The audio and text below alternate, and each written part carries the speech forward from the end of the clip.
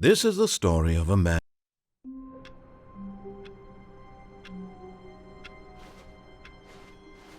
All of his co-workers were gone. What could it mean? Stanley decided to go to the meeting room. Perhaps he had simply missed a memo.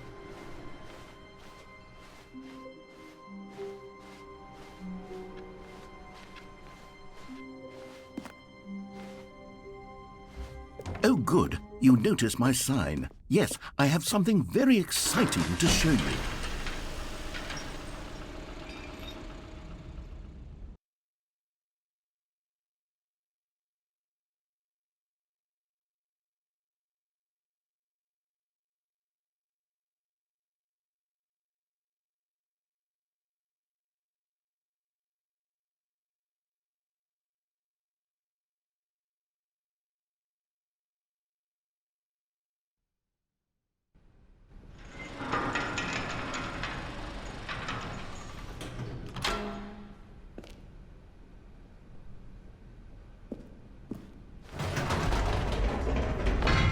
You see, Stanley, I've been reflecting on the Stanley parable and about how roundly disappointing this ultra-deluxe version has turned out to be. The original Stanley parable was a landmark, and any new content for it should live up to that legacy. So forget this ultra-deluxe nonsense. I say we take it one step even further. Which is why I'm very proud to announce for the first time ever, the Stanley Parable 2.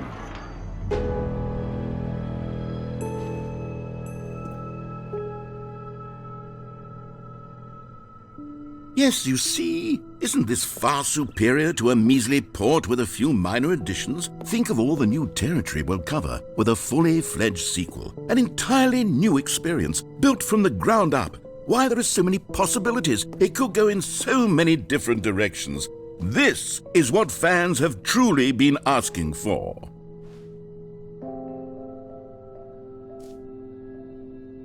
Calling it the Stanley Parable 2 is just so much catchier than Ultra Deluxe, don't you think? Ultra Deluxe? What does it even mean? But the Stanley Parable 2, now that's an artistic statement right there. It's future-oriented. It screams progress and innovation and long-term franchising potential.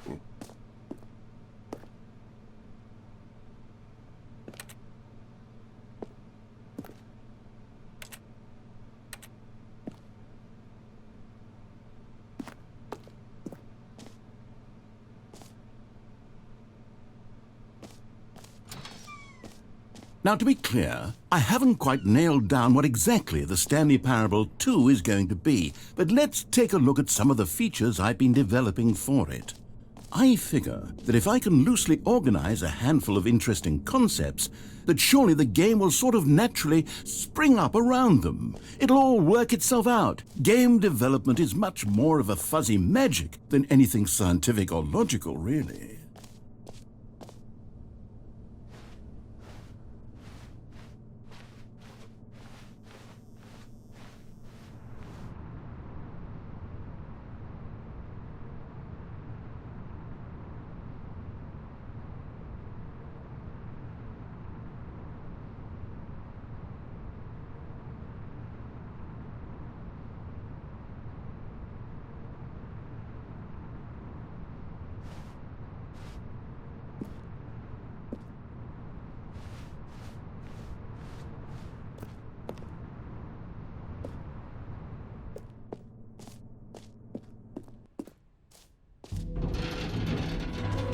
Here we are. Go on, try out some of the new features.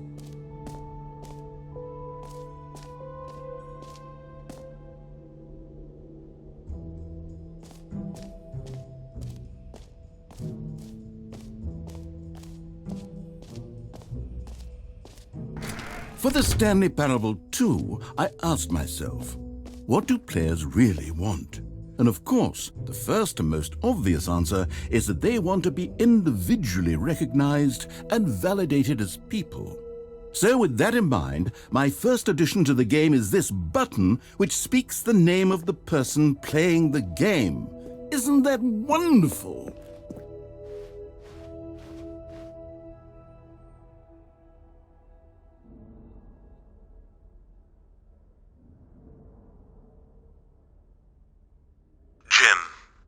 Sorry, I should have clarified. Right now, the button only says the name Jim. But of course, in the final game, this button will say your name, whatever name that is. Here, let's have you role-play as Jim to really simulate the full experience of this feature. Just play along. I promise you'll love it. Okay, here we go. Let's take a deep breath, clear your mind, forget whoever you are, and simply become a person named Jim. Jim. Whoa, hold on. I wasn't finished setting up the backstory. If you don't properly roleplay as Jim, then you'll never understand the impact of this button. Otherwise, it's just a stupid button that says somebody else's name. Okay, we're doing it again, and this time let me finish first. Now, allow yourself to become Jim. Imagine yourself driving to work as Jim, playing frisbee on the weekends as Jim, staying up all night for a popcorn and horror movie sleepover as Jim, developing a crippling substance addiction as Jim, rediscovering yourself through fringe religious groups as Jim, and finally, dying a slow death at an old age, surrounded by members of your cult as Jim. Do you feel it in your soul? Are you really, truly Jim right now? If so, then please step forward and press the button. Jim.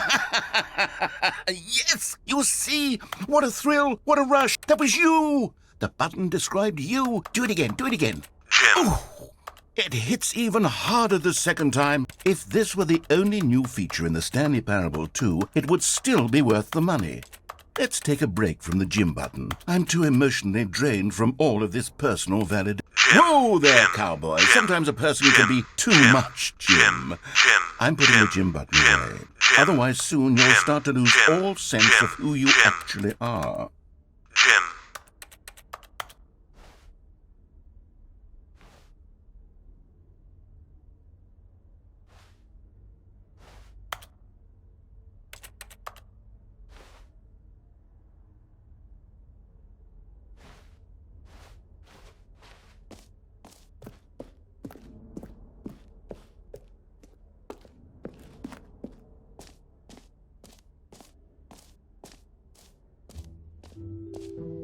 I suppose I could allow only people named Jim to play the Stanley Parable 2. That would actually save me the work of finishing this feature.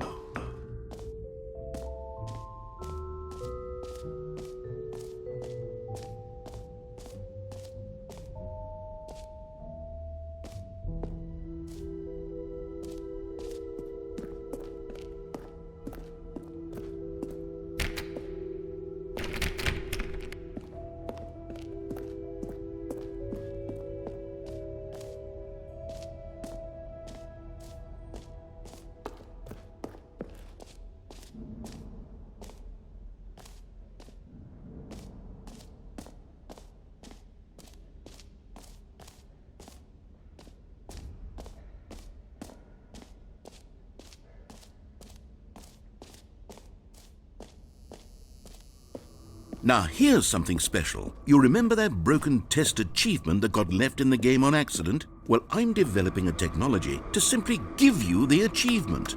Yes, you see, okay, perhaps I should have clarified. This is technology that will exist. Right now, the achievement is still fully broken. I'm not a wizard, Stanley, but I guarantee it will be fixed in the sequel to at last satisfy the hordes of ravenous fans all over the world. Gamers, we hear you, and I promise it will happen. What else? What other exhibits haven't we seen yet?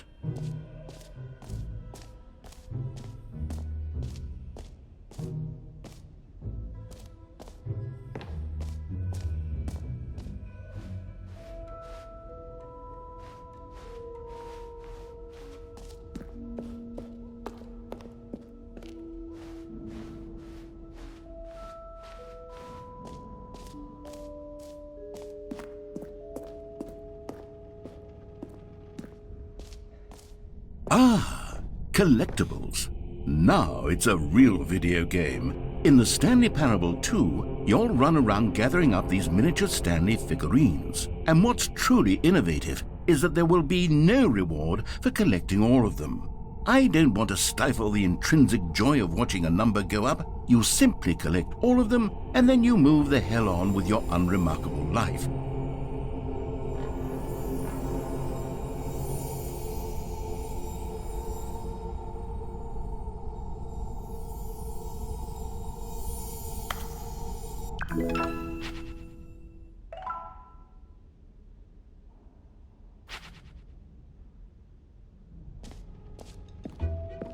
God, it really is the worst when you collect everything in a video game and then they give you a big fancy reward for it. Absolutely. You know what, Stanley? I actually think the jump circle was a pretty good idea. I'd like to hang on to that for the sequel.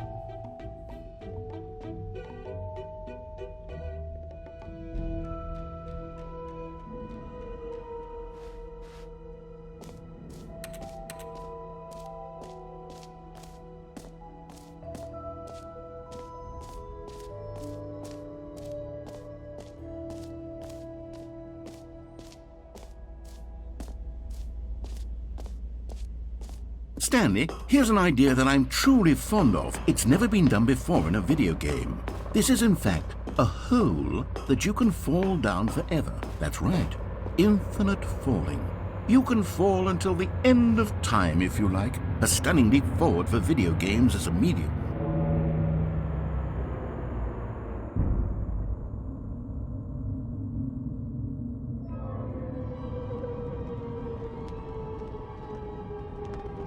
You see, isn't it wonderful? One of my more ingenious concoctions, if I do say so. Now then, since you've gotten to see the infinite hole, you can press the teleport button to pop back up to the top, and we can continue onward.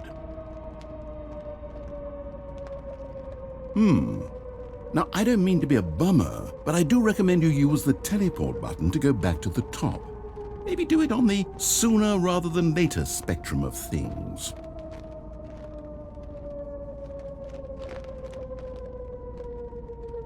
Okay, Stanley, I don't know quite how to say this tactfully, but it's possible that I slightly exaggerated the infinite nature of the hole. Is it a very, very deep hole? To be certain it is. It's an extremely deep hole.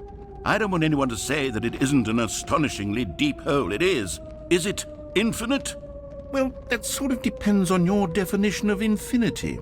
From one perspective, the infinite is merely philosophical in nature. It's more of a... Okay, well, good for you. You found the bottom of the hole. You found me out, Stanley. I'm a liar and a cheat, and you're so clever. Look, I think the issue here is just that you're unusually fascinated by falling. What normal person actually wants to fall infinitely? I figured the hole was as deep as anyone would actually need. Don't you put this on me. Maybe you're the problem. Look, things got a little heated there. I think we both said some things we didn't mean. Why don't we just put all this behind us and agree to just call the hole mostly infinite?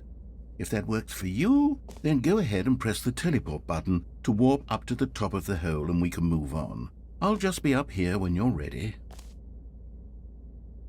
Great. Now, I'm very excited to show you even more of my ideas for the sequel. Oh, for heaven...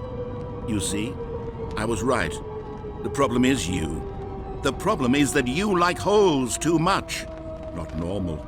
A normal person would have said, yep, that's an infinite hole right there, goes on forever till the end of time. Don't need to see it all, but not you. Oh, no, no, no, no. You have a weird sort of... Oh. Did the hole seem even shorter to you this time? I couldn't help but feel like you spent a little less time in there than you did before. I mean, admittedly, I didn't make an infinite hole, but I didn't think it was that not infinite. Well, I suppose once again there's nothing to do here. If you decide you've had enough of the hole, you can hit the teleport button and come join me up above. Had enough? I'm positively thrilled. I really do have so much more to show you and to talk about, and I've had enough of the hole for a lifetime. Gosh, how could I have guessed? You're back in the hole. If this starts to become a thing where... Wow. Okay. Yes. I'm starting to become extremely certain that the hole is not only not infinite, but that it's growing steadily less and less infinite. I suspect that I'm starting to hit the point where it's no longer feasible to call the hole infinitely deep, even by the lax overall standards for accountability and marketing. What's going on here? Stanley, I have no explanation for the uncertain nature of the hole's length. Here, let's try something. Let's pop back up to the top and we'll see if it gets any shorter. Well, there it is. The shame of my lie has come to haunt me. Not only is the hole not infinite, but it's barely even a hole at this point. It's more of a concavity, or even a very aggressive divot.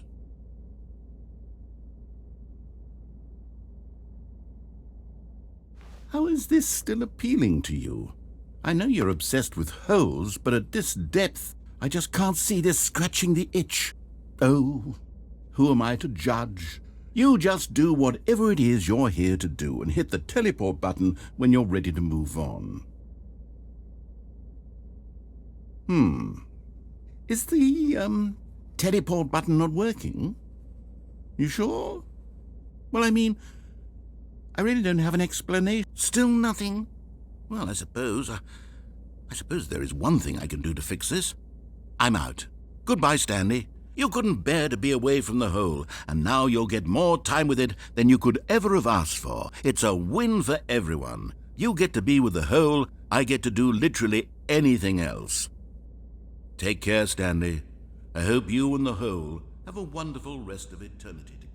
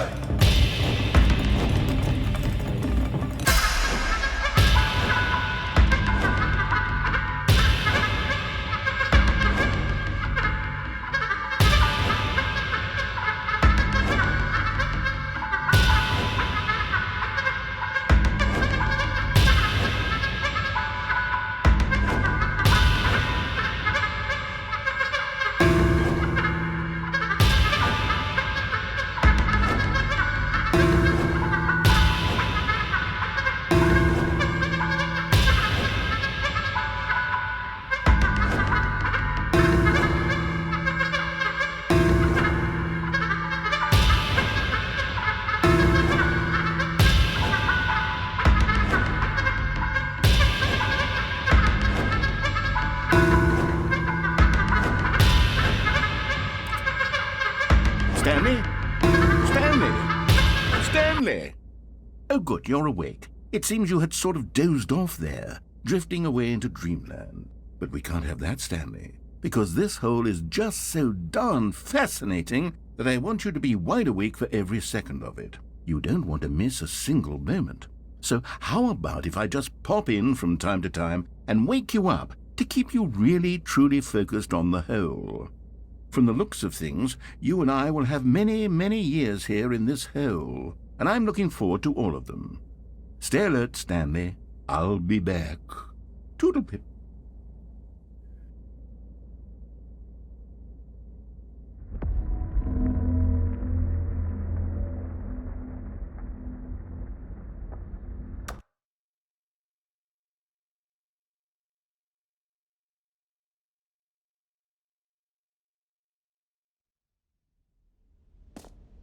Here we are. Go on, try out some of the new features.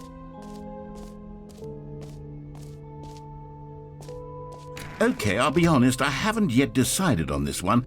I think that in the new version, the office could use a bit of decoration, like balloons. But I'm undecided on Get Well Someday and Happy 12th Birthday. Which would you go with? You know, sometimes when you solicit another person's opinion, it makes you realize that you knew which one you actually really wanted all along. Get Well Someday it is.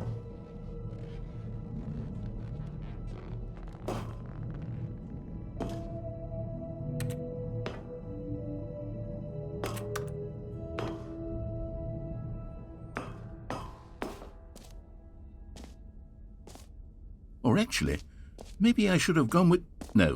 No, I've made my decision. We're moving on.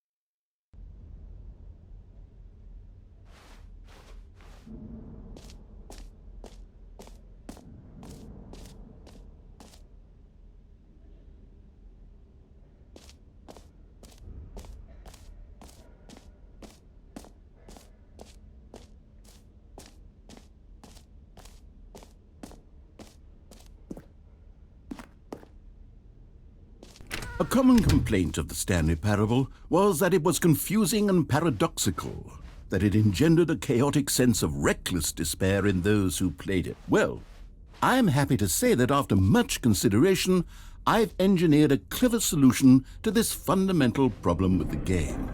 It's the Stanley Parable Reassurance Bucket. You see, Stanley, anytime you're holding the bucket, a sense of calm and ease will fill your mind and your heart. It's true. As long as you hold on to the bucket, the many disorienting contradictions of the Stanley Parable will feel perfectly normal and perhaps even comforting.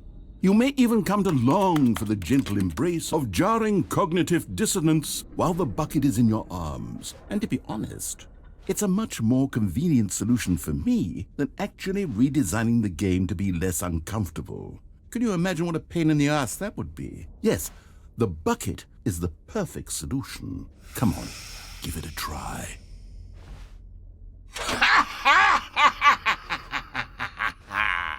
Can you feel it? The glow of comfort, even in the face of crushing despair, must already be sweeping through your body. And in fact, can I say that I do believe the bucket lends you an air of charisma as well? I think that just holding it has made you the slightest bit more attractive as a person. The benefits of the bucket seem to go on, don't they? All this and more await you in the Stanley Parable 2.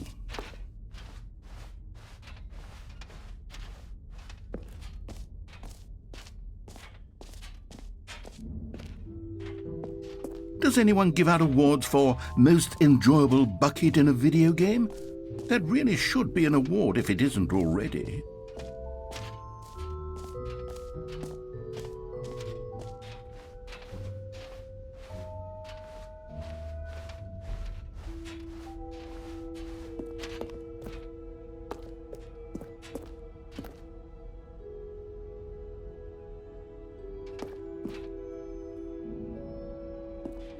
All right, have you seen everything you wanted to? Ready to move on now?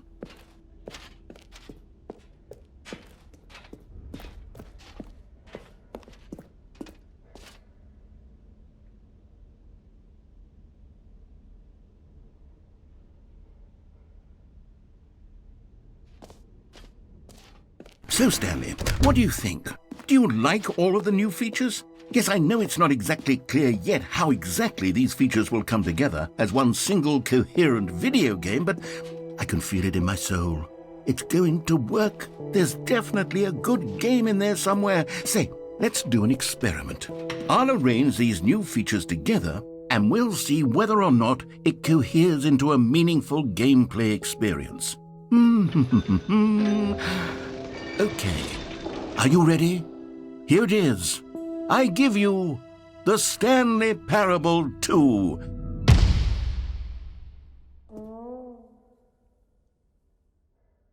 I mean, there's potential here, right? It's sort of... Okay, never mind.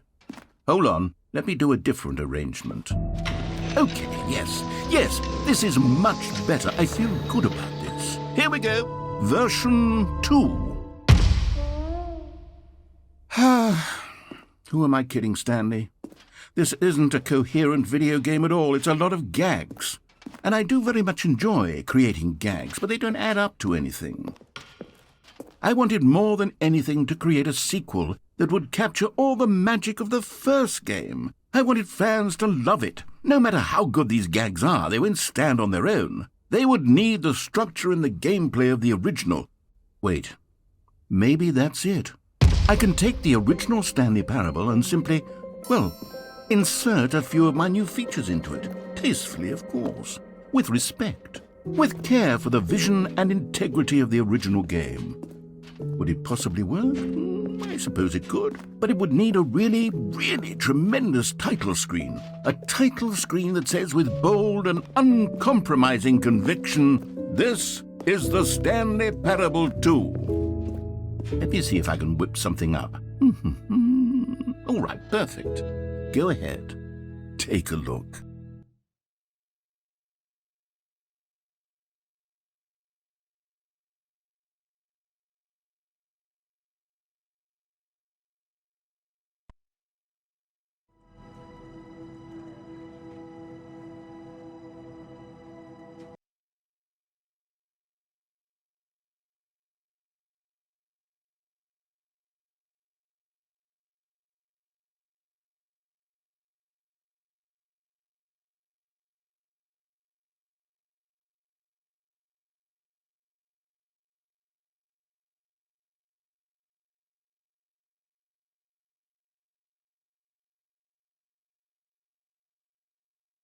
This is the...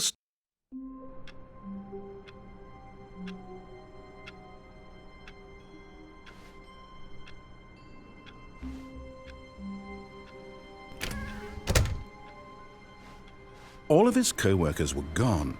What could it mean? Stanley decided to go to the meeting room. Perhaps he had simply missed a memo.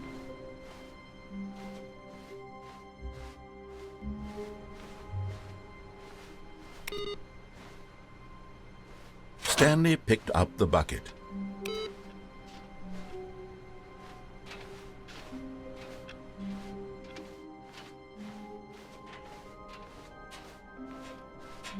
Stanley clutched the bucket tightly to his chest and entered the door on his left.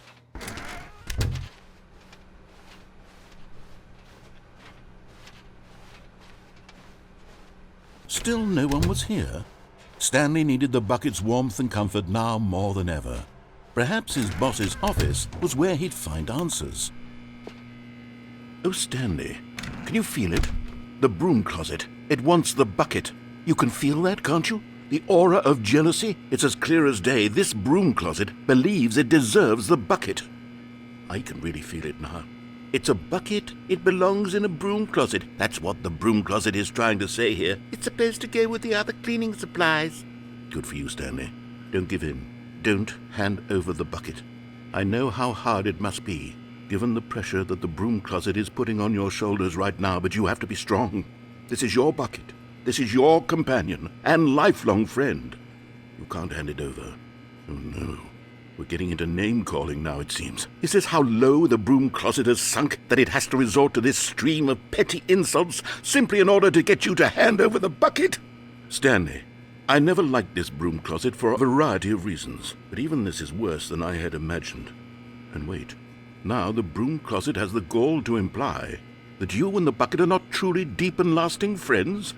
That your relationship is purely superficial and convenient? That your life is so banal and meaningless that you'd feel the same sort of kinship towards any inanimate object which happened to lay in your path in an even partially enticing manner? Well, I never.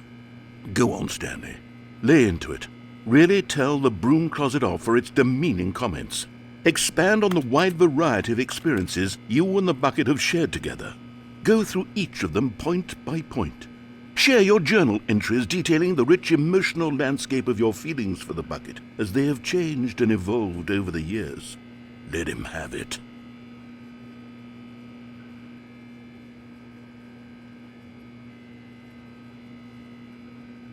Okay, I've got you something which I think will help settle this debate once and for all. Here we go. There. Now it's settled. No more debate, no more discussion. Take a hike, broom closet, with all your meandering philosophical diatribes about the nature of cleaning supplies and their relationship to broom closets in the natural order of things.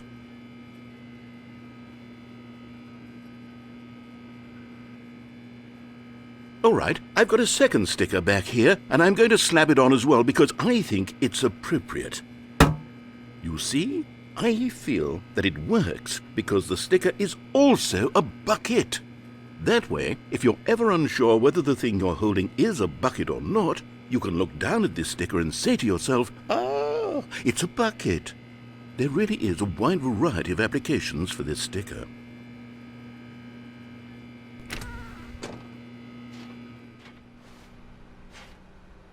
You know what? I could take the name-calling and the dismissal of your kinship with the bucket, but now the broom closet is just giving us the silent treatment, and to be honest, I'm sick of the pettiness on display. You can stay here all you like, but I've had it with this impetulant room of cleaning supplies, easily the most childish such room I've ever been in. I'll see you outside, and we can get on with the story about you and your bucket.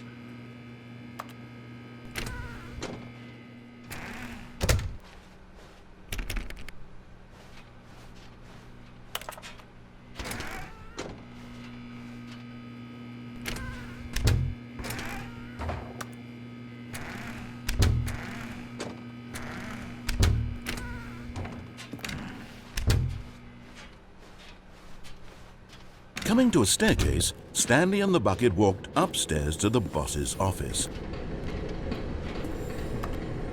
You found one of them. One of the miniature Stanley figurines. Remember, no reward for collecting all of these, only the intrinsic pleasure of a job well done. You can't buy that sort of happiness, Stanley. God knows I've tried. So, I implore you to savor each and every moment you come across one of these beautiful figurines.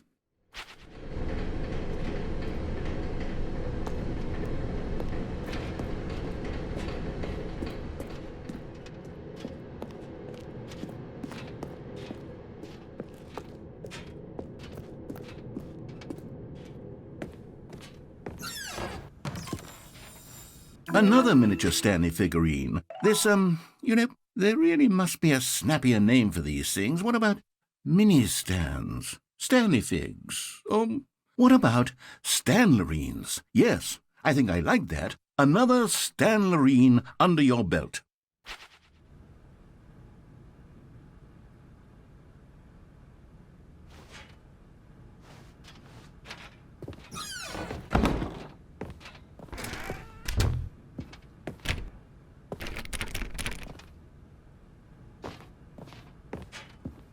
Stepping into his manager's office, Stanley was once again stunned to discover not an indication of any human life. Crushed by the weight of this revelation, Stanley may have broken down into an emotional dumpster fire if not for the soothing presence of the bucket. Even now, in his darkest of hours, did the bucket's warmth and guiding light pierce the dark clouds of confusion and chaos. It would be with him always. the bucket would. And he knew it. The two of them were inseparable. At this point, Stanley was so absorbed in the tender spiritual connection but Stanley guessed the correct code by sheer luck. Was it that the bucket knew all along? Was the bucket guiding him? Yes, this is certainly the most logical explanation.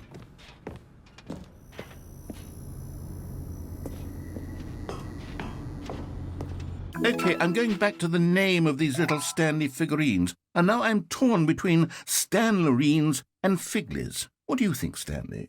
What name better encapsulates the intrinsic sense of happiness that you get from seeing a small number in the corner of your screen go up by 1? Let me sit on it.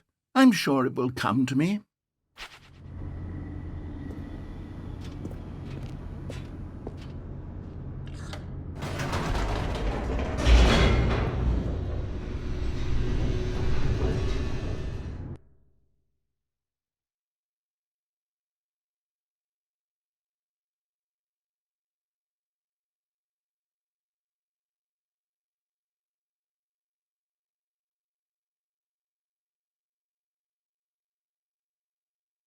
The elevator raced downward, plummeting towards an unknown fate. It would be all Stanley could do to keep himself together, if not for the bucket. Soothing him, comforting him, reassuring that in this darkest moment of uncertainty, he would be all right. The bucket is here for you, Stanley. Everything will be fine. Stanley and the bucket walked straight ahead through the large door that read, Mind Control Facility.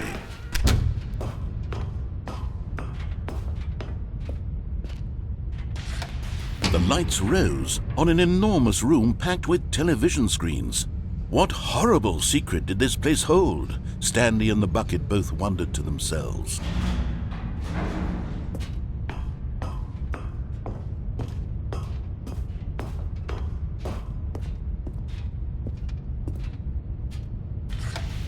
The monitors jumped to life, and Stanley nearly dropped the bucket in shock. Everyone in the office was being videotaped, monitored like guinea pigs.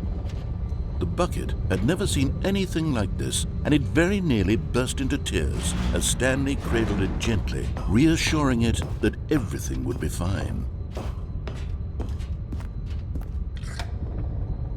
Was the bucket under the mind control facility's influence as well? Had the bucket been told to do things it didn't wish to do? What kinds of things does a bucket want to do or not want to do in the first place? These questions raced furiously in Stanley's feeble mind. No! He screamed into the bucket. He couldn't accept it. His own life in someone else's control, never! He squeezed the bucket tighter, his one friend in the entire world. At this point, he could trust no one except for the bucket.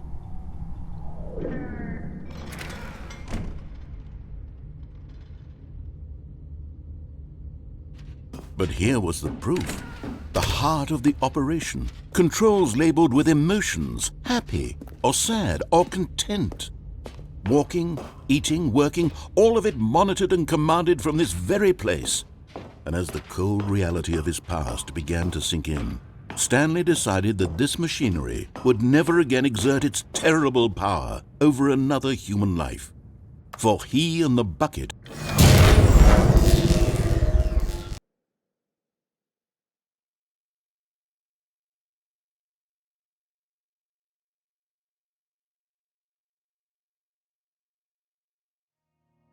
Stanley and the bucket waited in blackness.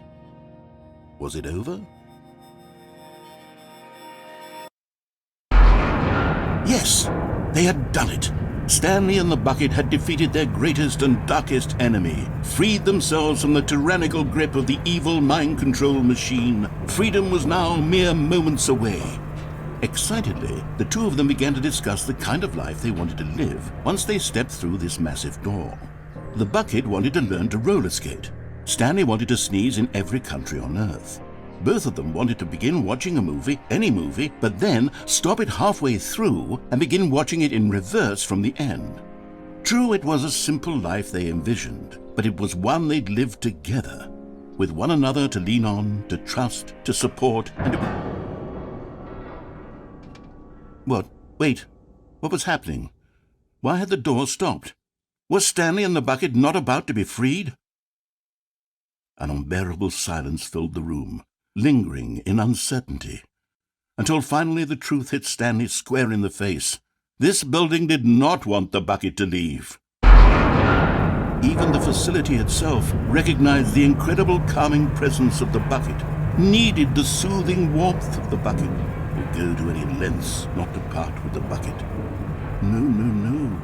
Stanley can't leave this place, not while he has such a precious bucket in his arms, not while this building has anything to say about it. Stanley realized he would never again leave this very room, but at least he has the bucket. To be trapped eternally in darkness isn't really so bad, Stanley thought to himself. As long as I have my bucket with me, right? I'll be okay, won't I? Stanley gulped. Very soon now, he was about to find out.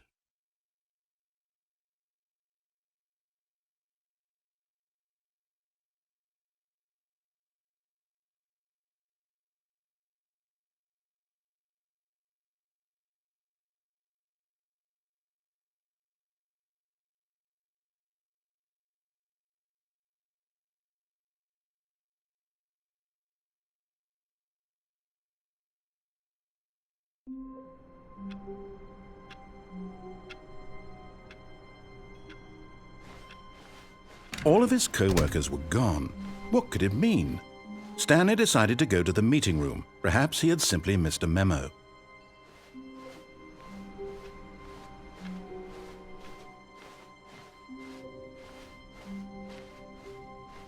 When Stanley came to a set of two open doors, this was not the correct way to the meeting room, and Stanley knew it perfectly well. Perhaps he wanted to stop by the employee lounge first, just to admire it. Ah, yes, truly a room worth admiring. But eager to get back to business, Stanley took the first open door on his left. Stanley was so bad at following directions, it's incredible he wasn't fired years ago.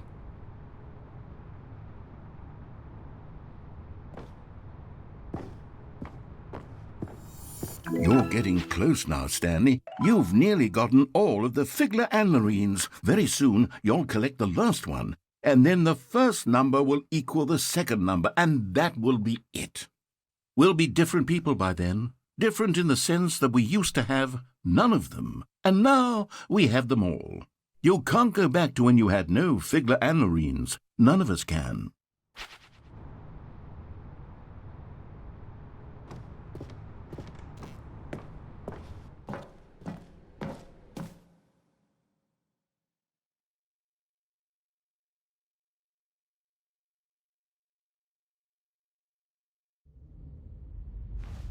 Stanley had now gotten himself so far off the beaten path that it seemed the office had begun. So far off the beaten path that it seemed the office had begun. So far off the beaten path that it seemed the office had begun. So far off the beaten path that it seemed the office had begun. So far off the beaten path that it seemed the office had begun. So far off the beaten path that it seemed the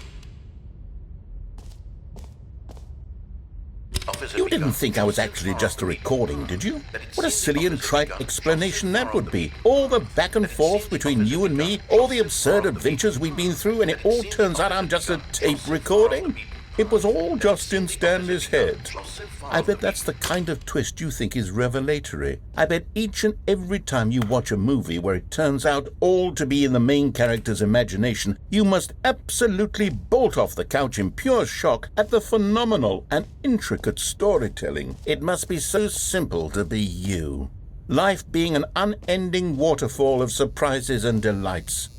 How much more exciting you must find the world than the rest of us do. Now I've become sad. Look what you've done to me. This is all your fault.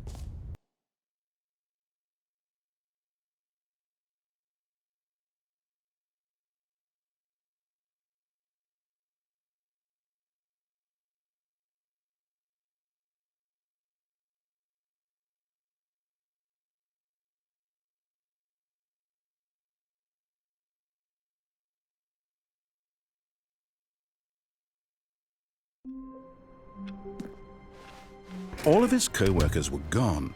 What could it mean? Stanley decided to go to the meeting room. Stanley lifted the bucket into his arms, and a wave of comfort rushed over him.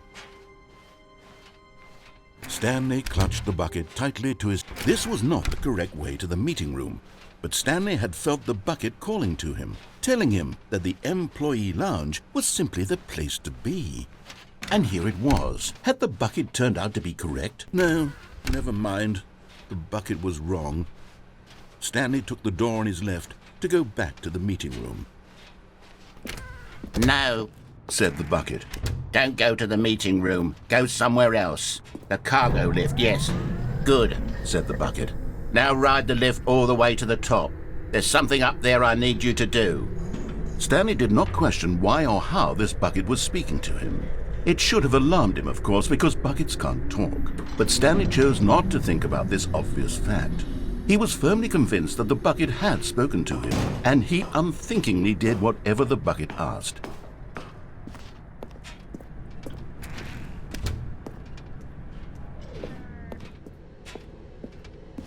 No, stop.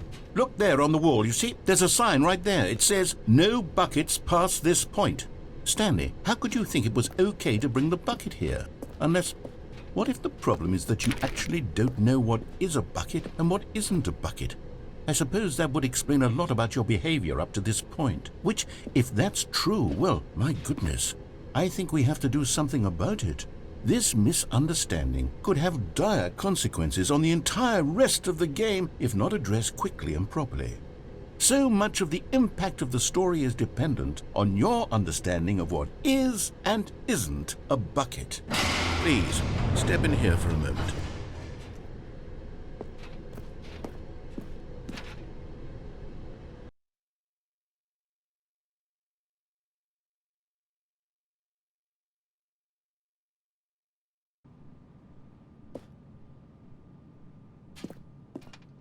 Now then, I'm going to run you through some test scenarios, and you'll tell me whether or not the thing I'm showing you is a bucket.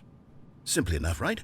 This should tell us everything we'll ever need to know about what is or is not a bucket. Okay, let's begin.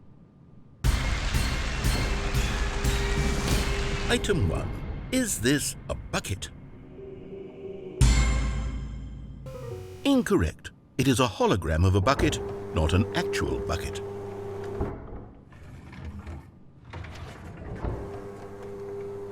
Item 2. Is this a bucket? Incorrect. It is a 3D printed recreation of a bucket, not an actual bucket.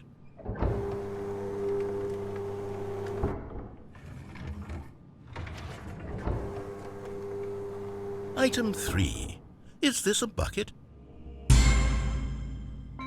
Correct. This is a bucket.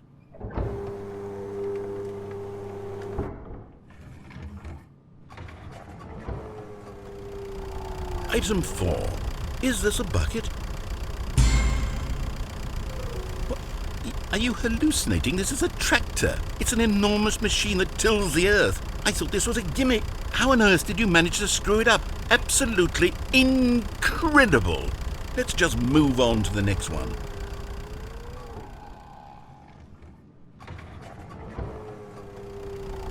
Is this a bucket? Correct. This is a bucket.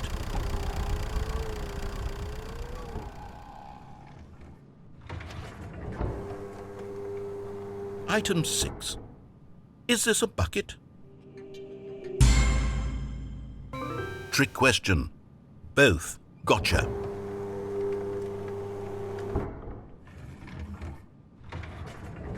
Item... Wait, hold on. I can't find the next one. Let me see. It should be around here somewhere.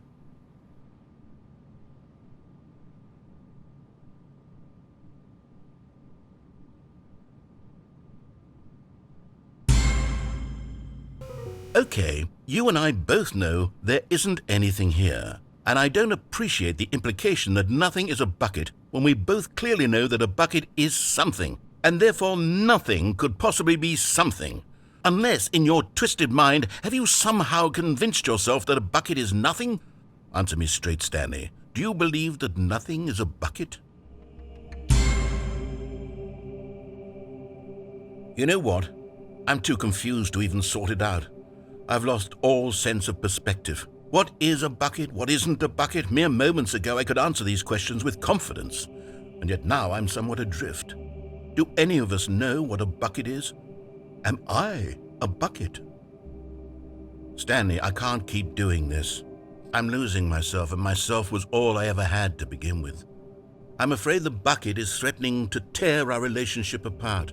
I can't have that. I'm sorry, but I'm going to erase all buckets from the game entirely. Okay, here we go.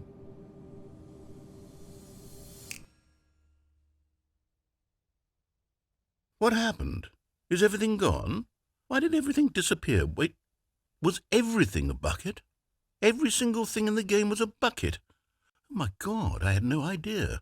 How could... except me.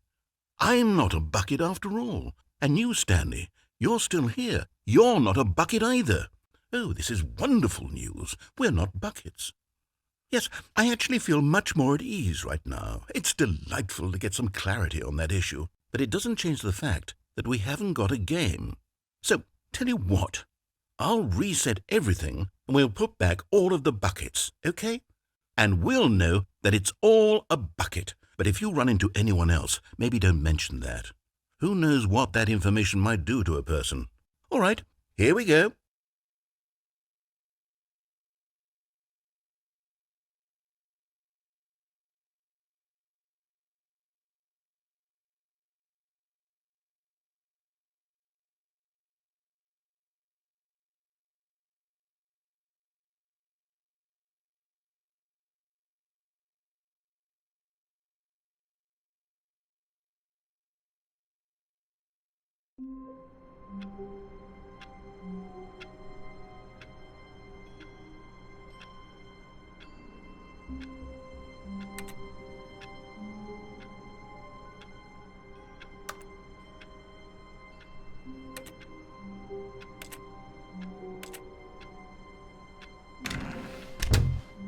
But Stanley simply couldn't handle the pressure. What if he had to make a decision? What if a crucial outcome fell under his responsibility? He had never been trained for that. No. This couldn't go any way except badly. The thing to do now, Stanley thought to himself, is to wait. Nothing will hurt me. Nothing will break me. In here I can be happy forever. I will be happy. Stanley waited. Hours passed, then days. Had years gone by? He no longer had the ability to tell. But the one thing he knew for sure, beyond any doubt, was that if he waited long enough, the answers would come. Eventually, someday, they would arrive. Soon, very soon now, this will end. He will be spoken to. He will be told what to do. Now it's just a little bit closer. Now it's even closer. Here it comes.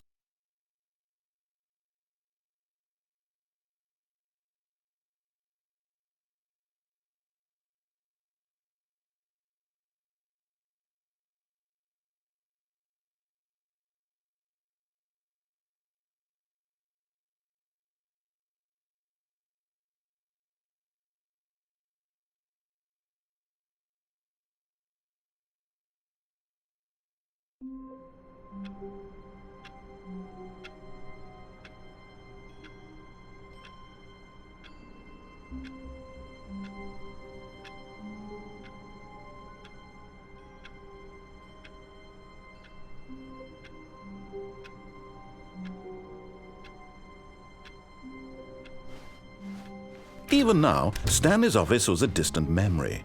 What did it look like? There was a computer. The confusion and the chaos all seemed to melt away as Stanley embraced the bucket. Stanley clutched the bucket tightly to his... This was not the correct way to the meeting room, but Stanley had felt the bucket calling to him, telling him that the employee lounge was simply the place to be. And here it was. Had the bucket turned out to be correct? Was this... No, never mind. The bucket was wrong. Stanley took the door on his left to go back to the meeting room. No, Said the bucket. don't go to the meeting room. Go somewhere else. The cargo lift, yes. Good, said the bucket. Now ride the lift all the way to the top. There's something up there I need you to do. Stanley did not question why or how this bucket was speaking to him. It should have alarmed him, of course, because buckets can't talk. But Stanley chose not to think about this obvious fact. He was firmly convinced that the bucket had spoken to him, and he unthinkingly did whatever the bucket asked.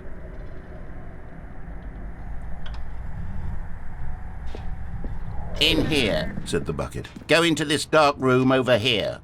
Stanley once again obeyed blindly.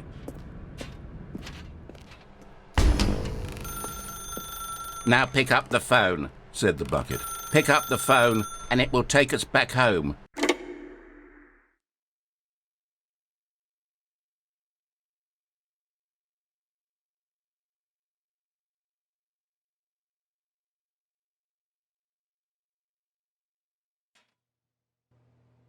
This is the sad story of a man named Stanley and his bucket.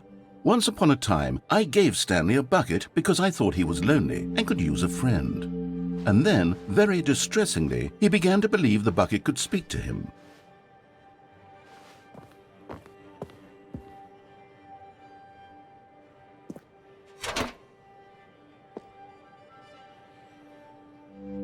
The Stanley Parable Reassurance Bucket was merely meant to provide the comforting glow of companionship.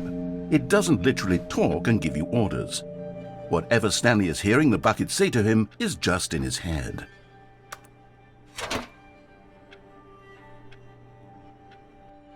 Lately, I've been concerned about him. Wouldn't you be concerned as well? To see him delusional like this, obsessing over an inanimate metal object?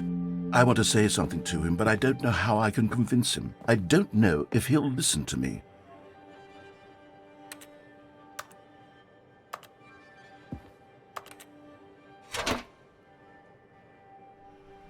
Oh, I'll try anyway. Stanley, can you hear me? Listen to me. It's just a bucket. It can't think, it can't talk. All it will ever truly do for you is effectively transfer a liquid from one location to a different location. That's it. It doesn't do anything else.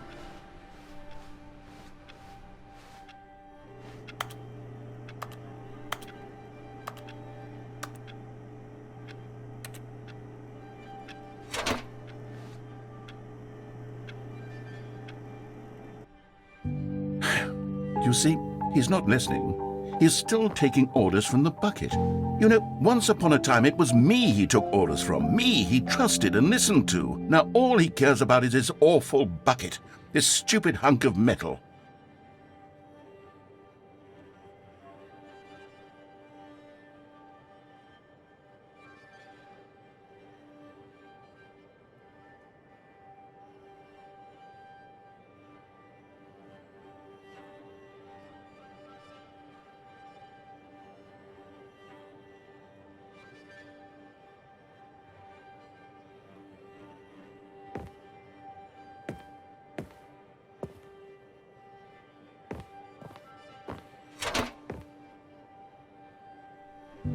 It's sad, but I suppose he doesn't need me anymore. From now on, he's just going to cling to this bucket, this cold, empty bucket, this sort of shiny bucket. Well, I'll give it this. The bucket does have a nice shine to it.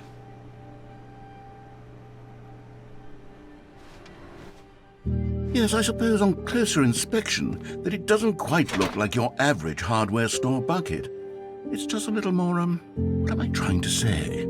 Sturdier, more capable of transporting liquid. Like it would be better at moving an amount of water from one room to another.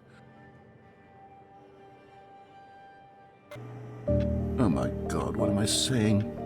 Better at carrying water from room to room. It's a bucket. It's literally just a bucket. Why do I feel some need to point out the ways in which it's so much more than just a regular bucket?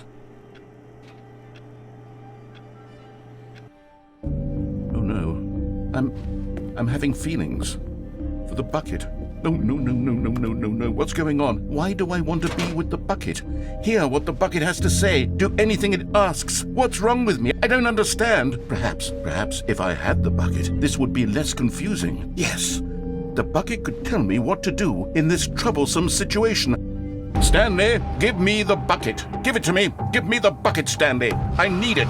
Give it to me now. Give it, or I'll...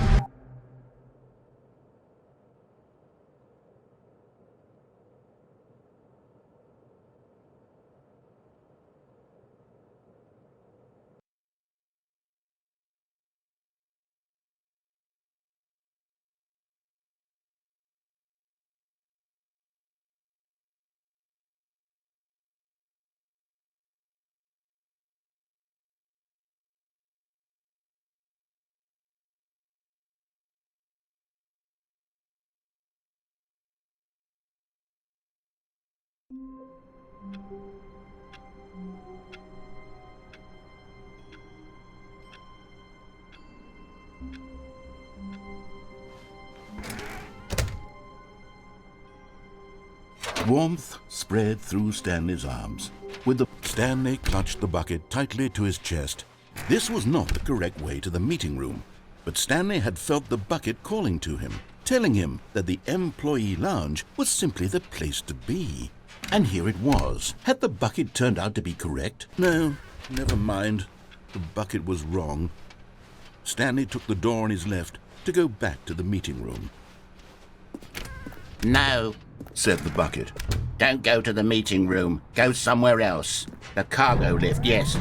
Good. Said the bucket. Now ride the lift all the way to the top. There's something up there I need you to do. Stanley did not question why or how this bucket was speaking to him. It should have alarmed him, of course, because buckets can't talk. But Stanley chose not to think about this obvious fact. He was firmly convinced that the bucket had spoken to him, and he unthinkingly did whatever the bucket asked.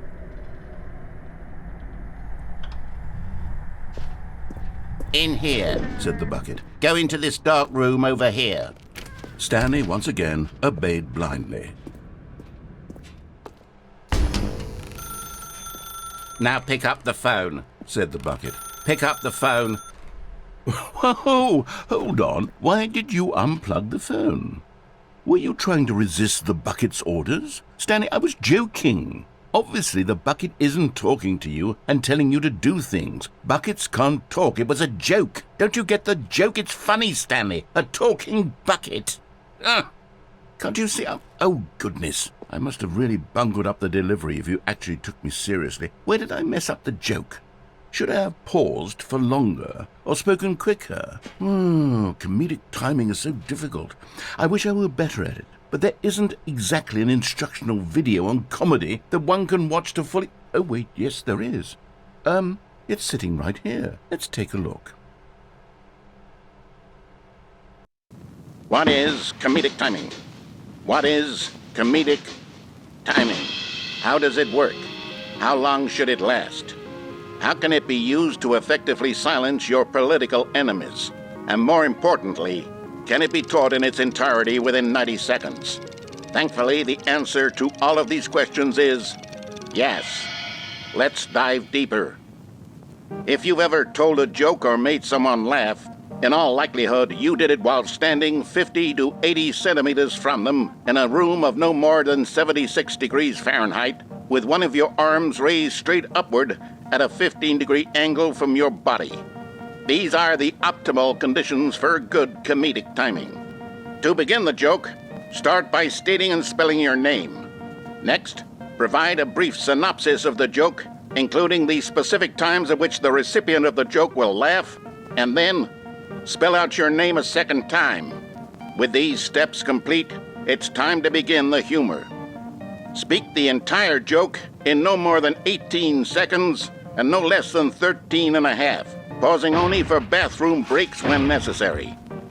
When the joke has concluded, it is customary to inform your listener that the joke is over by declaring in your loudest possible voice, "I'm Dunny with the funny." Let's practice screaming, "I'm Dunny with the funny" now.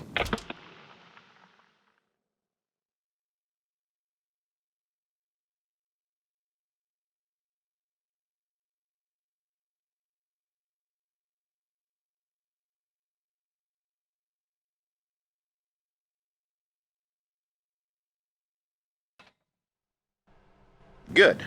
This saying is a perfect example of expectations management, which is the cornerstone of good comedy.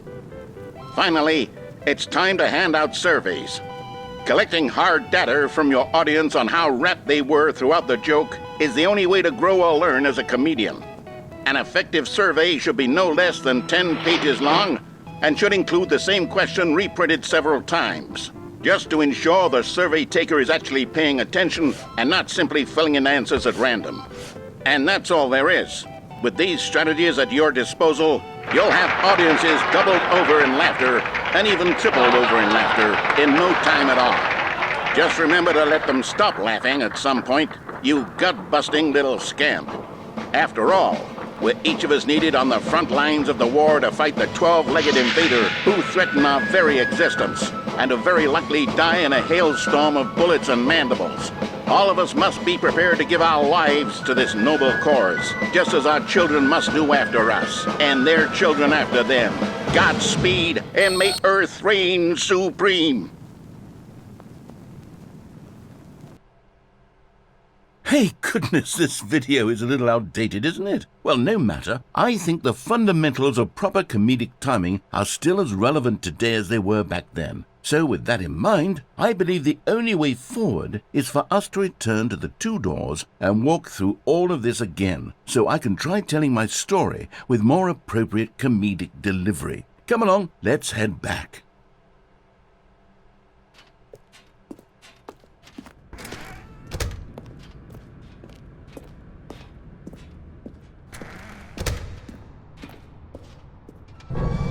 I can feel it. This time, I'm really going to nail the delivery. You'll be in stitches. A talking bucket, you'll say? How ridiculous. How absurd. What a hilarious concept. The king of comedy. That's what you'll call me. Thank goodness we had the instructional video. Otherwise, who knows where we'd be right now. Well, I wouldn't be the king of comedy, that's for sure. The bucket spoke to Stanley.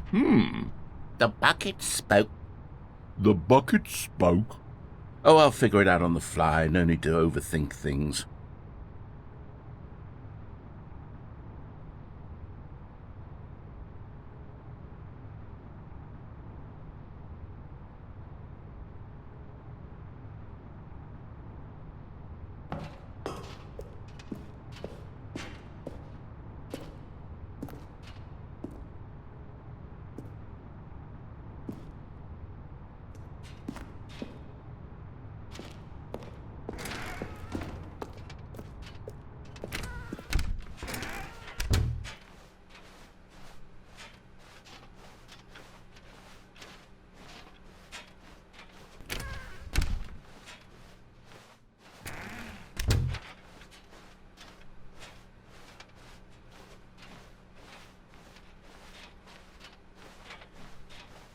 Here we go. You ready? When Stanley and the bucket came to a set of two open doors, they entered the door on the left.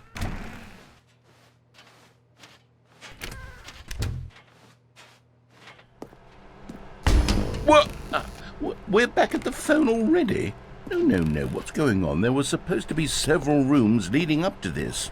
There was supposed to be a build-up to this point, a dramatic display of remarkable comedic wit which culminates in this scene with the phone. But now the timing's completely off. The joke will never land, or not the way it was meant to. And it's all my fault. I must have forgotten that the phone room comes immediately after the two doors room. What an egregious mistake. I've made a fool of myself. I don't deserve the title of King of Comedy. I'm nothing. I'm not even the lowliest joke-telling whelp. I think I need to go back and rewatch that instructional video again. Yes, surely that will help me improve my... Here we go. You ready? When Stanley and the bucket came to a set of two open doors, they entered the door on the left.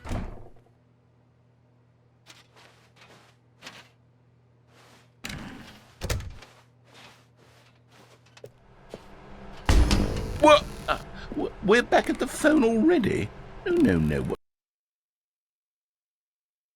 Here we go. You ready? When Stanley and the bucket came to a set of two open doors, they entered the door on the left.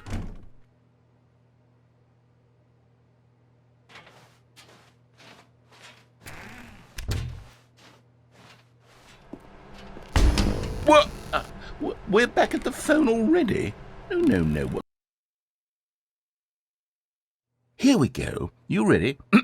When Stanley and the bucket came to a set of 2 open doors, they entered the door on the left.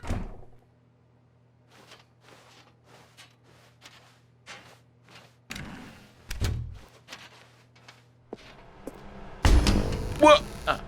We're back at the phone already? No. Here we go. You ready? When Stanley and the bucket came to a set of 2 open doors, they entered the door on the left.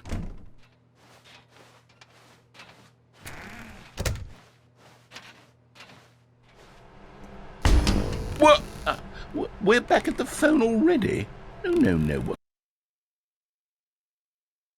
Here we go. You ready? When Stanley and the bucket came to a set of 2 open doors, they entered the door on the left. No. You were supposed to go through the door on the right, leading back to the phone. Did you not even look at the instructional video? I think this is all covered very clearly. There's no way I can make the comedic timing work now. It's done. The joke is completely done and over. It's all your fault, Stanley. I'm going to be ridiculed in the community of other joke writers. I'm going to be shamed at every one of our meetings from now on. All because you couldn't watch a simple video and take a hint. Are you proud of yourself for bringing me down, Stanley? Are you proud? Stanley, you love the bucket so much it's like you... it's as though all of your other most prized possessions pale in comparison. Yes. Well, let me try that again, Stanley. I heard that you are pale with shame over how unabashedly in love with a bucket you are. No? Still not? Is it the delivery? Pale with shame. Pale with shame? Pale... What's another word to describe a bucket? Stanley, this bucket is so metal, I think I saw it playing guitar. No. We're getting away from making fun of Stanley's obsession with the bucket, which was the whole point of this. I'm no good at these jokes. I need more instructional videos. That's exactly what it is. That's what will make me the king of comedy again. More instructional videos. Let's see.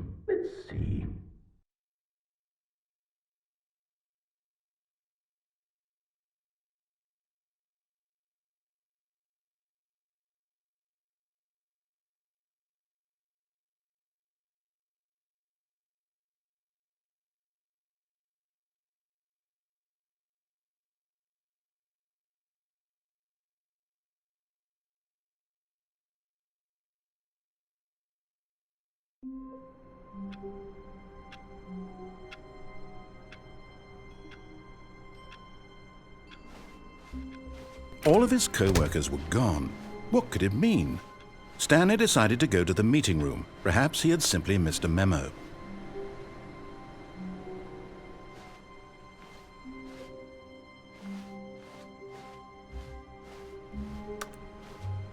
Stanley picked up the bucket and smiled. He'd never be alone again, not truly alone, not with the bucket around.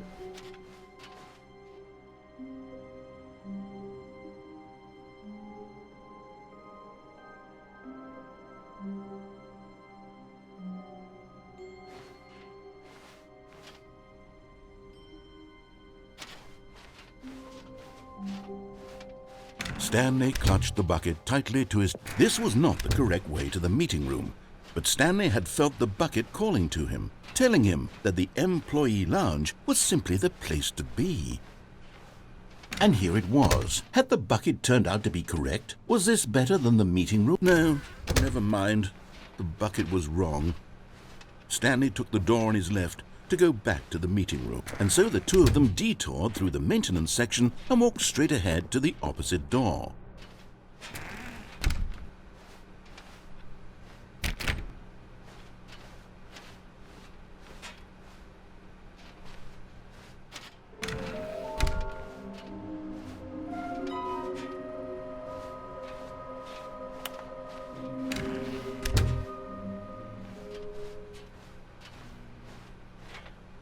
Coming to a staircase, Stanley and the bucket walked upstairs to the boss's office.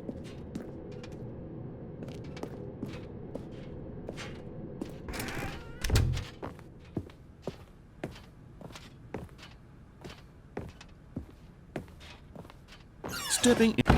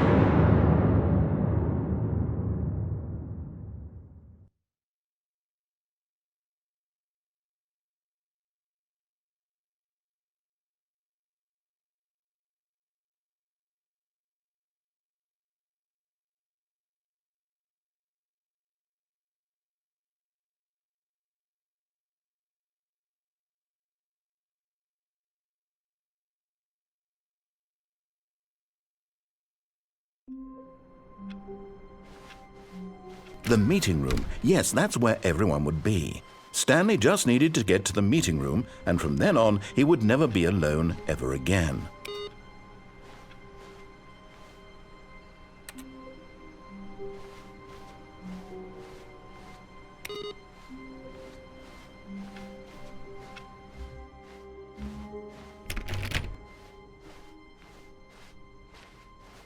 When Stanley came to a set of two open... This was not the correct way to the meeting room, and Stanley knew it perfectly well. Perhaps he wanted to stop by the employee lounge first, just to admire it. The lounge was grand, majestic, perhaps, but eager to get back to business, Stanley took the first open door on his left. Stanley was so bad at following directions, it's incredible he wasn't fired years ago. Look, Stanley, I think perhaps we've gotten off on the wrong foot here. I'm not your enemy, really I'm not. I realize that investing your trust in someone else can be difficult, but the fact is that the story has been about nothing but you. What? Really? I was in the middle of something. Do you have zero consideration for others? Are you that convinced that I want something bad to happen to you? Why, I don't know how to convince you of this, but I really do want to help you, to show you something beautiful. Look, let me prove. And there it is, the last Stiggly Wiggly. Savor this moment, Stanley. This is a real accomplishment. This is doing something just for the sake of doing it. Where so many people expect to be rewarded for the most trivial achievements, you've insisted that a job well done is its own reward. I would tell you that I'm proud of you for collecting them all, but that would be like a reward, and we can't have that. So, instead I'll just say, it's done. We're all done here, and now we can go to whatever the hell you were doing before you hunted for figurines. Now listen carefully, this is important. Stanley walked through the red door.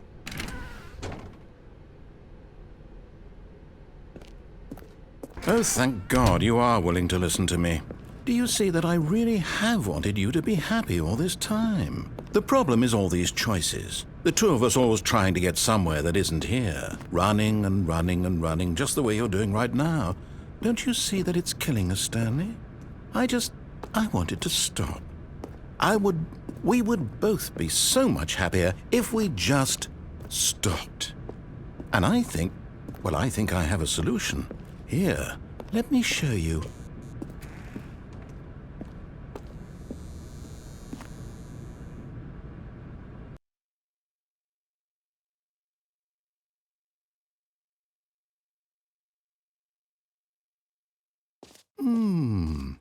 What do we want? What are we looking for? Here. Yes. Oh, it's beautiful, isn't it? If we just stay right here, right in this moment with this place, Stanley, I think I feel happy. I actually feel... No, wait. Where are you going? Oh, no. Stay away from those stairs. If you hurt yourself, if you die, the game will reset. We'll lose all of this. Please, no, Stanley, let me stay here. Don't take this from me. Please, Stanley, think about what you're doing. No! Oh, thank God. You lived. You had me worried there for a moment. No, what are you doing, Stanley? Please, I'm asking you not to take this away from me. I can't go back to what I was before. If you die, we'll both go back. Why are you doing this? Stanley, let's go back to the other room. My God, is this really how much you dislike my game? That you'll throw yourself from this platform over and over to be rid of it? You were literally willing to kill yourself to keep me from being happy. Am I reading the situation correctly?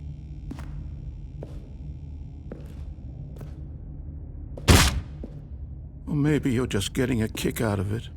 I don't know anymore. Do you actually want to stay alive? Or are you just teasing me?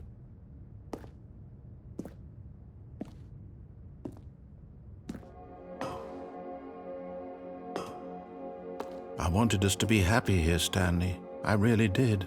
I still thought that was possible.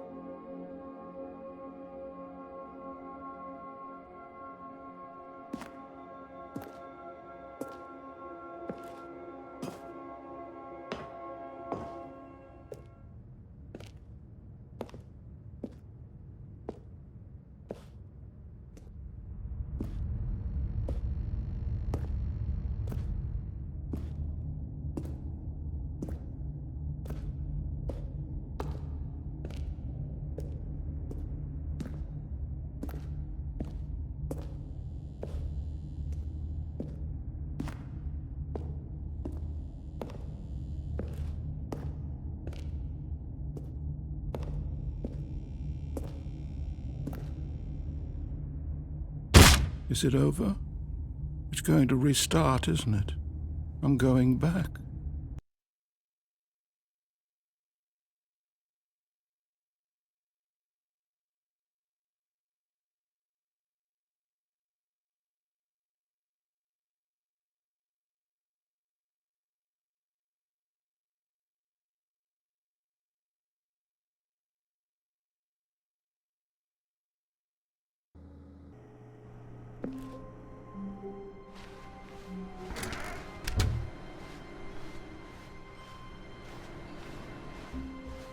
Stanley, I'm sorry, but I have to put a pause on things. It's those figurines, those figglers. I haven't stopped thinking about them since you nabbed every last one. Wasn't it just the most intrinsically fulfilling moment of your entire life? Didn't it fill you to the brim with inner richness? Yes, I know we're supposed to be telling a story, but won't you please indulge me with one more trip back to the memory zone? I would love nothing more than to revisit the figurines. Just one more time.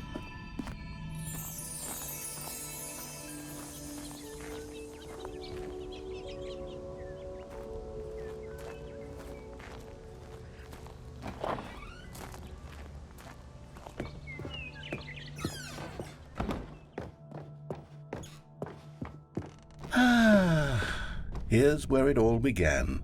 The first collectible. Back then, we had no idea of how many of them we'd find. Sure, it said 6 right there on the screen, but how could we know for certain? We were so innocent. We'll never be like that again, Stanley.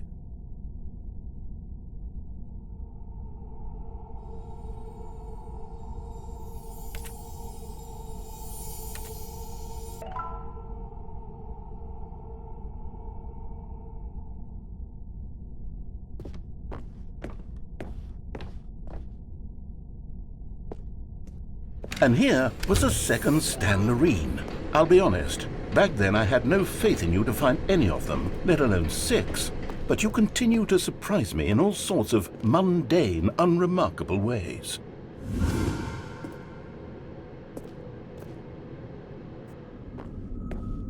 Okay, let's do a little quiz. Which of these rooms was the room you found your third mini Stan? Can you remember?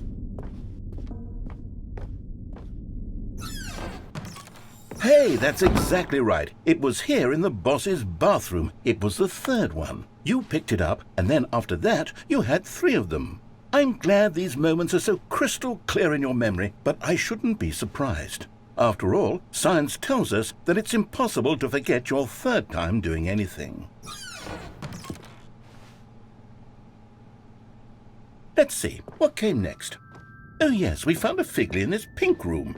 Oh, well, I can't actually say I remember being in this room, but it's here in the memory zone, so it must have happened.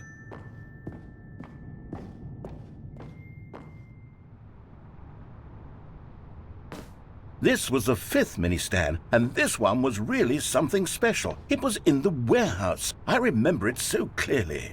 In fact, because this one is particularly special to me, I made a little video to commemorate the occasion. Enjoy.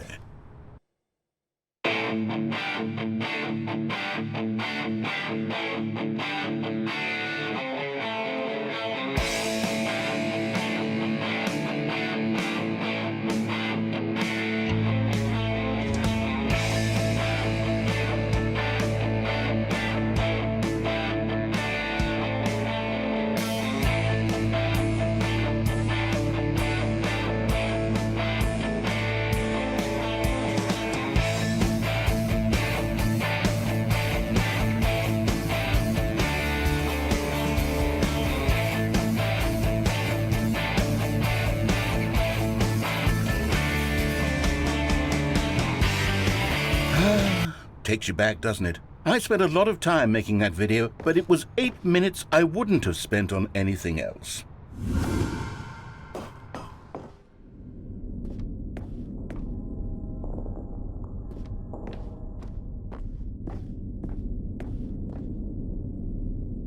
And then, Stanley, we came to the last collectible, the final figurine, right here by the red and blue doors. This memory is the most distinct and clear in my mind, perhaps because it was the one that happened more recently than all the others.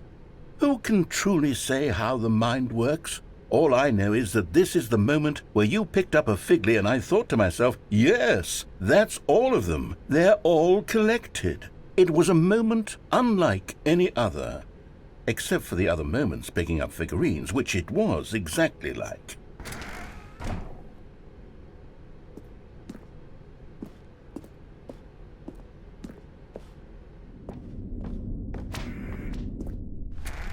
And then there was no more. Because we've caught up to the present moment. Nothing left to do but move onward into the future. Goodbye, Memory Zone.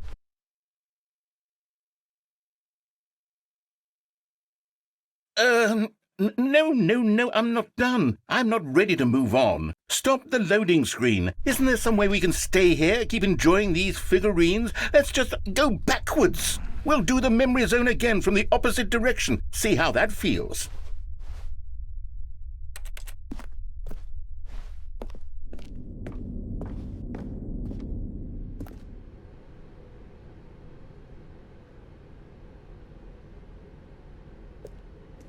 Okay, yes, the room with the red and blue doors. I remember this. I must say, of all the figurines we looked at in our initial tour of the Memory Zone, this one is the most distinct and clear in my mind. Let's keep going, I want more. And here's where I made that video. Don't you remember the video we watched?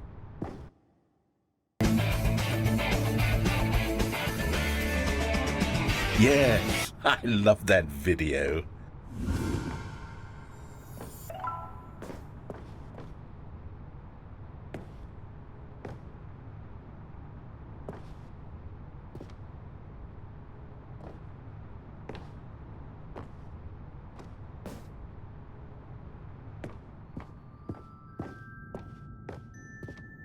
Still don't remember the pink room, Stanley. Still no memory of this one. Good room, though. A solid room.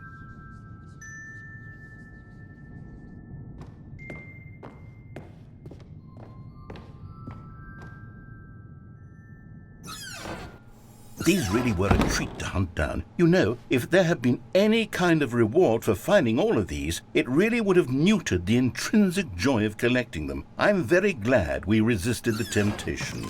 Next one.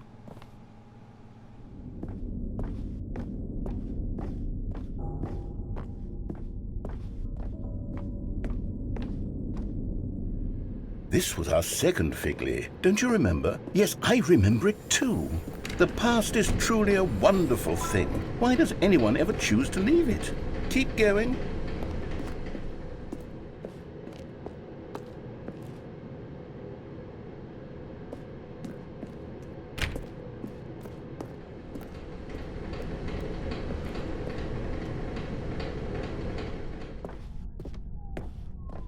This is it, the very first one we found in the exhibit where I introduced you to the figurines. Oh, I want more memories, Stanley. I want to keep going. What else is there? What came before this?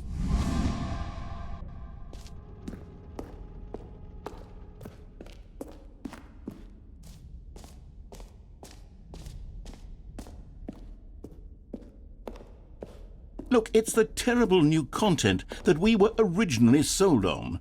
I remember hating it back then, but time does put a rosy filter on everything. In fact, I dare say I'm actually quite fond of it now. Look how much fun the past is. I want more. More memories.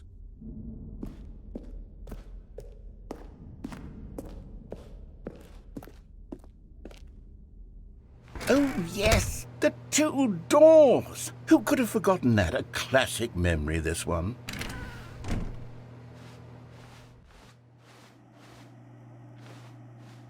And before everything else, there was your office. Is there anything else? Was there something that came before your office? There's something I feel I can remember. I can remember. Yes, I'm remembering something now. I remember before this whole story got started. Back then I was different. I used to make big decisions. I was passionate. I was skeptical. I weighed each decision with profound thoughtfulness. And then somewhere along the way, I stopped making decisions. I became lazy, and I came up with a character named Stanley to do my thinking for me. He would make the decisions. He would decide which way to go. I would cheer him on as he collected figurines for no reason. Why did I invent Stanley? Was I lonely? Yes, perhaps that's it. Perhaps I needed to imagine I had companionship. And Stanley really did make for a wonderful companion, even if he was a fiction. But I suppose it's grown old. I want to think for myself again. I want to go back to how it used to be. Yes, I can be on my own again. I can do it. I'll be stronger this time. I'll take care of myself. I don't need Stanley anymore. Oh, but he truly was so much fun to play with. You know what? Since we're in the memory zone, how about one more good memory? Let's go back just once and give Stanley one more run of the office, and then I'll retire him for good. I did enjoy telling his story so very much. Okay, here we go. This is the story of a man named Stanley.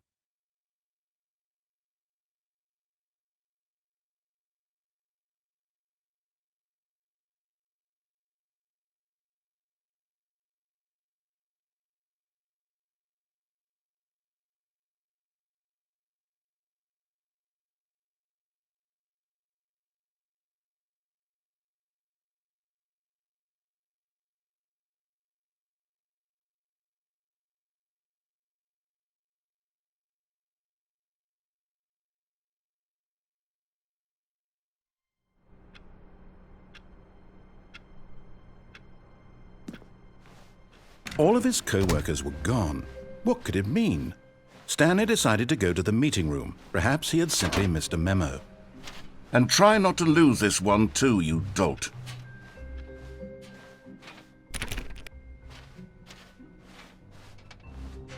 Stanley clutched the bucket tightly to his chest and this was not the correct way to the meeting room.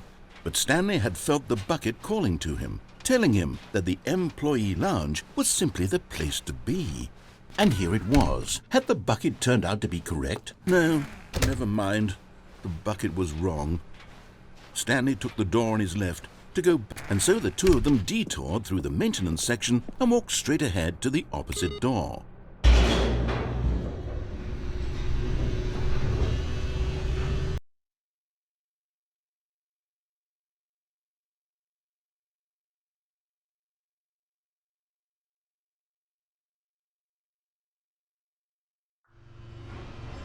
Oh, good Stanley, I'm glad you found your way here. I knew you'd find this place eventually.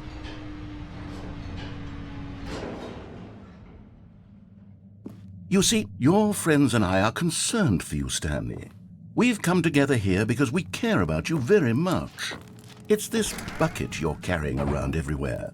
The bucket isn't even from the original Stanley Parable. It's just sequel content. We're the ones that matter, Stanley. Classic characters from the first game, like the Adventure Line and the Broom Closet. Because that's what fans want from a sequel. They want more of their favorite jokes, not this bucket that they've never seen before.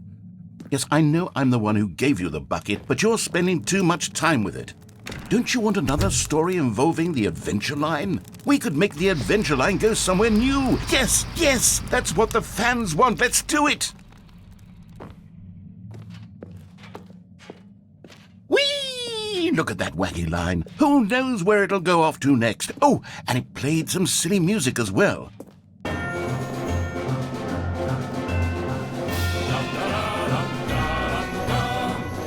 Now this is what the Stanley Parable is all about. Don't you remember all those great jokes from the original dialogue? Also, Stanley is addicted to drugs and hookers. Yes, it's as classic now as it was back then. Let's do it for the fans, Stanley. Let's give them more content exactly like this. But if we want to do that, you're going to have to give something up. Don't you get it, Stanley? We need to get rid of the bucket. That's why I'm very proud to introduce a brand new character. This is the Bucket Destroyer. I think it'll make a wonderful new addition to the rich lore of the Stanley Parable. True, it also was not in the original game, but it's such a well-fleshed-out character with so much personality that to me it already feels as though it's been part of the cast all along. Don't you agree? Can you guess what the Bucket Destroyer does? Surely you don't need me to spell it out for you. Go ahead now, Stanley. Say goodbye to the bucket, and then pop it into the machine when you're ready.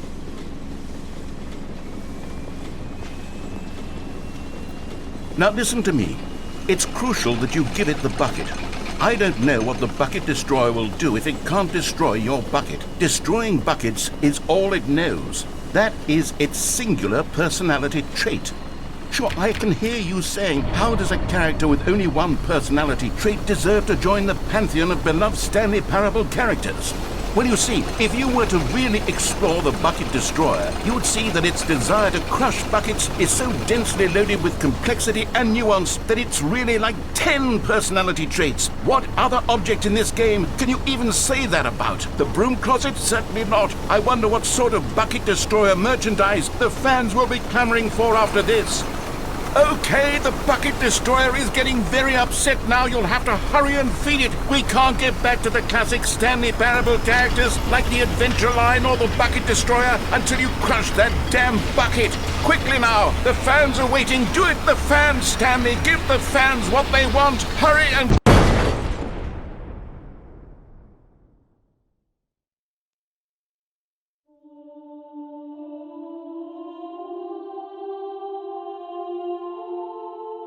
The Bucket Destroyer, my prized creation.